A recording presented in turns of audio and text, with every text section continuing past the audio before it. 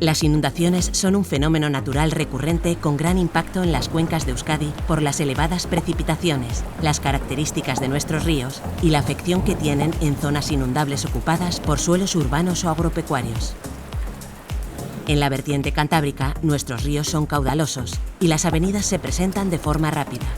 En las cuencas vascas de la vertiente mediterránea, su comportamiento es equiparable a las cantábricas, salvando desniveles significativos en pocos kilómetros hasta su desembocadura en el Ebro.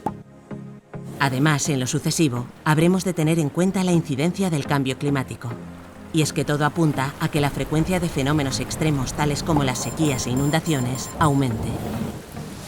De cara a prevenir y paliar los efectos adversos de estos fenómenos naturales, hemos de evitar la ocupación de zonas y espacios inundables, mejorar continuamente los sistemas de predicción hidrometeorológica y de alerta a la población, hacer más resiliente el territorio frente a los episodios de inundaciones.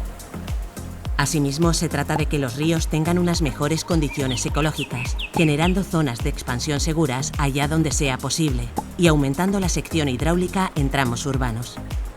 Ante las inundaciones, el riesgo cero no existe. En nuestras manos está no incrementar el riesgo y reducir el existente. Ura da, gu gara.